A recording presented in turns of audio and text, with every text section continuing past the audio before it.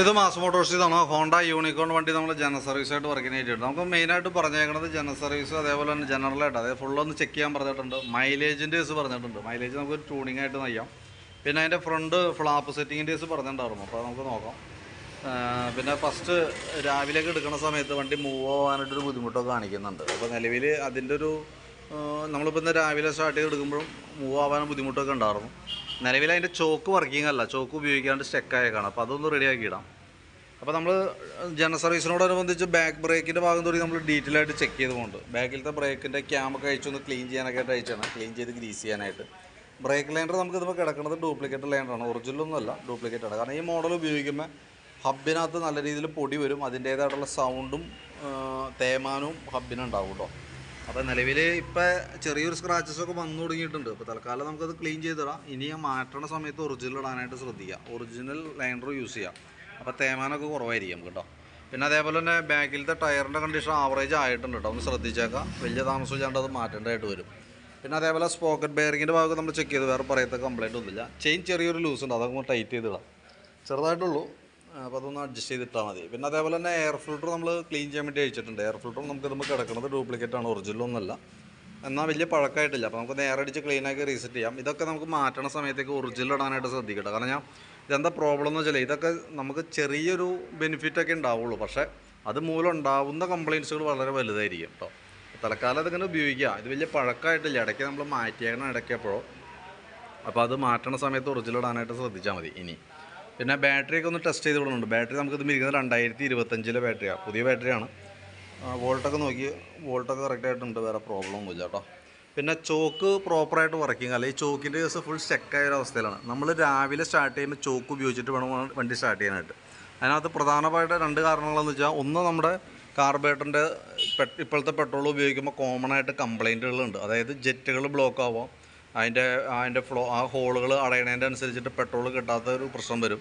അതനുസരിച്ചിട്ട് മിസ്സിങ്ങിൻ്റെ പ്രശ്നം, ഓവർഫ്ലോൻ്റെ കംപ്ലൈൻറ്റൊക്കെ ഇപ്പോൾ കോമൺ ആയിട്ട് കാണുന്ന കംപ്ലൈൻറ്റാണ്.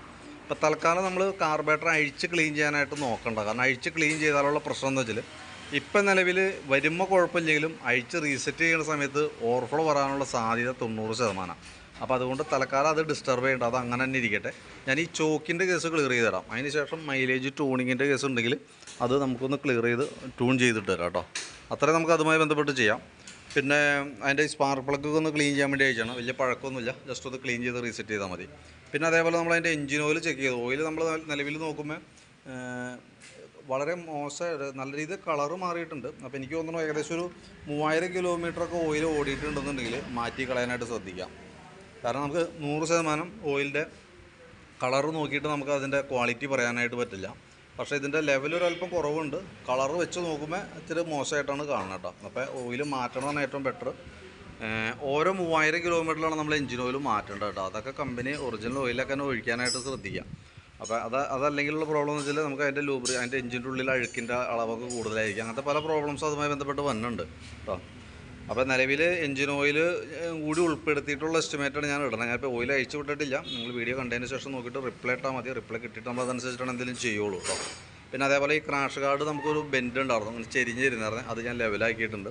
അതിന് ശേഷം നമുക്ക് അവിടെ ഫ്ലാപ്പ് സെറ്റിങ്ങിൻ്റെ ദിവസം പറഞ്ഞത്, അപ്പോൾ ഫ്ലാപ്പും കൂടി നമുക്ക് ഫിക്സ് ചെയ്ത് തരാം കേട്ടോ. പിന്നെ അതേപോലെ ഫ്രണ്ടിലെ ബ്രേക്ക് നമ്മൾ അഴിച്ചിട്ടുണ്ട്, അതിൻ്റെ ബ്രേക്ക് പാഡ് സെറ്റൊക്കെ ഒന്ന് ചെക്ക് ചെയ്യാനായിട്ട്. ബ്രേക്ക് പാഡൊക്കെ അത്യാവശ്യം നമുക്ക് ഉപയോഗിക്കാനുണ്ട്. അപ്പോൾ നമുക്ക് ഈ ബ്രാക്കറ്റ് ചെറിയൊരു ടൈറ്റ് കാണിക്കുന്നുണ്ട്. അപ്പോൾ ആ ടൈറ്റ് ഉള്ള ഭാഗം ഒന്ന് ക്ലീൻ ചെയ്ത് ഗ്രീസ് ചെയ്തിട്ട് ഈ റബ്ബറിൻ്റെ ബൂട്ട് സെറ്റ് നമുക്കൊന്ന് മാറ്റി റീസെറ്റ് ആകാം.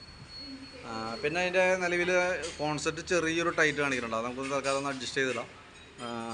ടൈറ്റല്ല, ചെറിയ അടി. നമ്മളിപ്പോൾ ടൈറ്റ് ചെയ്ത് നോക്കിയപ്പോൾ ഹാൻഡിൽ ചെറിയൊരു ടൈറ്റ് കാണിക്കുന്നുണ്ട്. അപ്പോൾ വലിയ അടിയില്ലാത്ത രീതിയിലേക്ക് അഡ്ജസ്റ്റ് ചെയ്തിടാം. കറക്റ്റ്, അത് ഗട്ടറിലൊക്കെ ചാടി വണ്ടി ഓടുന്ന സമയത്ത് ഗട്ടറിലൊക്കെ ചാടുമ്പോൾ ഫ്രണ്ടിൽ നിന്ന് ഇളക്കം വരുന്ന അതിൻ്റെയാണ്. അപ്പോൾ നമ്മൾ ടൈറ്റ് ചെയ്യുന്ന സമയത്ത്, അഡ്ജസ്റ്റ് ചെയ്യുന്ന സമയത്ത് ഹാൻഡിൽ ചെറിയൊരു ടൈറ്റ് കാണിക്കുന്നുണ്ട്. പരമാവധി ഉപയോഗിക്കുക. ഞാൻ വലിയ പ്ലേ ഇല്ലാത്ത രീതിയിലേക്ക് ആക്കിയിടാം. കൂടുതൽ കംപ്ലൈൻ്റ് ആയിട്ട് വന്ന സമയത്ത് നമുക്ക് അത് അഴിച്ച് കോൺസെപ്റ്റ് മാറ്റേണ്ടി വരും. അത് ഹാൻഡിലിൻ്റെ ഇവിടെ വരുന്ന ഭാഗമാണ്, അത് അഴിക്കണമെന്നുണ്ടെങ്കിൽ ഫുള്ളായിട്ട് അഴിച്ച് നമുക്ക് മാറ്റേണ്ട ഒരു സിറ്റുവേഷനാണ് കേട്ടോ. ചെറിയൊരു കംപ്ലൈൻറ്റ് ഉണ്ട്, അത് തൽക്കാലത്തേക്ക് നമുക്ക് സെറ്റാക്കിയിടാം. പിന്നെ ഫ്രണ്ട് ടയറൊക്കെ നമ്മൾ ചെക്ക് ചെയ്തു. ടയറൊക്കെ അത്യാവശ്യം ഉപയോഗിക്കാണ്ട് വീൽ ബെയറിങ് കാര്യങ്ങളൊക്കെ ഓക്കെയാണ്. പിന്നെ നമുക്ക് അതിൻ്റെ ഹോൺ ഇൻഡിക്കേറ്റർ ആ ഭാഗങ്ങളൊക്കെയാണ് നമ്മൾ ചെക്ക് ചെയ്യേണ്ടത്. പിന്നെ അതിൻ്റെ ബ്രീത്തർ പൈപ്പുകളൊക്കെ എയർ അടിച്ച് ക്ലീനാക്കി ഹോളൊക്കെ അടഞ്ഞിട്ടുണ്ട്. അപ്പോൾ അതൊക്കെ ഒന്ന് ക്ലിയർ ചെയ്തിടാം. അതൊക്കെയാണ് മെയിനായിട്ടുള്ള വർക്ക് കേട്ടോ. അപ്പോൾ ഞാൻ അതിൻ്റെ ഏകദേശം ഒരു എസ്റ്റിമേറ്റ് ആക്കാം, അതിൻ്റെ ഡീറ്റെയിൽസ് വാട്സാപ്പിലേക്ക് ഇടാം. വീഡിയോ കണ്ടതിന് ശേഷം നോക്കിയിട്ടൊന്ന് റിപ്ലൈ ഇട്ടേക്കാം. കാർബേറ്ററിൻ്റെ കേസ് പ്രത്യേകം ഞാൻ എടുത്ത് പറയുകയാണ്.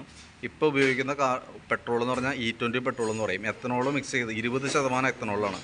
800 മില്ലി പെട്രോളും 200 മില്ലി എത്തനോളും, അങ്ങനെയാണ് 1 ലിറ്റർ പെട്രോൾ മേടിക്കാൻ നമുക്ക് കിട്ടുക. അപ്പോൾ അത് ഉപയോഗിക്കുന്ന ഒട്ടുമിക്ക വണ്ടികളുടെയും കാർബേറ്റർ പ്രോബ്ലംസിലേക്ക് വന്നുണ്ട്. കാരണം വെച്ചാൽ ഓവർഫ്ലോ കംപ്ലൈൻ്റാണ് മെയിനായിട്ട് പ്രശ്നം. ഓവർഫ്ലോ വന്നു കഴിഞ്ഞാൽ കാർബേറ്റർ നമുക്ക് മാറ്റി വയ്ക്കേണ്ട സിറ്റുവേഷനൊക്കെ വരും. അപ്പോൾ പരമാവധി നമുക്ക് അഡ്ജസ്റ്റ് ചെയ്ത് ഉപയോഗിക്കാൻ പറ്റുന്നുണ്ടെങ്കിൽ ആ രീതിയിൽ ഉപയോഗിക്കാം. ഞാനിപ്പോൾ കാർബേറ്റർ അഴിച്ച് ക്ലീൻ ചെയ്യുന്നില്ല, കാരണം ഞാൻ ഏകദേശം 5000-5500 വിലയാണ് കാർബേറ്റർ അസംബ്ലിക്ക്. ഓവർഫ്ലോ വന്നു കഴിഞ്ഞാൽ പിന്നെ നമുക്ക് വേറെ ഒന്നും ചെയ്യാനില്ലാത്തൊരു കണ്ടീഷനാണ് കേട്ടോ. അപ്പോൾ പരമാവധി ഇപ്പോൾ ചോക്കിൻ്റെ കേസൊക്കെ റെഡി ആക്കിയതിന് ശേഷം ഞാൻ മൈലേജ് ട്യൂണിങ്ങിലേക്ക് ആക്കിയിട്ട് തരാം. മൈലേജിൻ്റെ കേസുകൾ ചെക്ക് ചെയ്ത് നോക്കാം. ഒരു രക്ഷയില്ല, മിസ്സിങ്ങിൻ്റെ കേസ് ക്ലിയർ ആവണില്ലെങ്കിൽ മാത്രം നമ്മൾ കാർബേറ്റർ അഴിക്കാം. കാരണം കാർബേറ്റർ അഴിക്കുമ്പോൾ നമ്മൾ കംപ്ലൈൻ്റ് ആണ്, മാറ്റേണ്ടി വന്നാൽ അതിനും കൂടി തയ്യാറായിട്ട് വേണം കാർബേറ്റർ അഴിക്കാനായിട്ട് കേട്ടോ. അപ്പോൾ അതുകൊണ്ടാണ് ഞാൻ ഇപ്പോൾ അഴിക്കേണ്ടതെന്ന് പറഞ്ഞതിൻ്റെ കേസ്. പരമാവധി ഉപയോഗിക്കാം. കംപ്ലയിൻറ്റ്സ് ആണെങ്കിൽ നിങ്ങൾ പറഞ്ഞോ, നമ്മളത് നോക്കിയിട്ട് ക്ലിയർ ചെയ്ത് തരാം. പക്ഷേ നമ്മൾ ചെയ്യണ സമയത്ത് ഇങ്ങനൊരു റിസ്ക് ഉണ്ട്, അതുകൂടി ഫേസ് ചെയ്യാൻ കണക്കാക്കിയിട്ട് വേണം നമ്മളത് അഴിക്കാനായിട്ട് കേട്ടോ.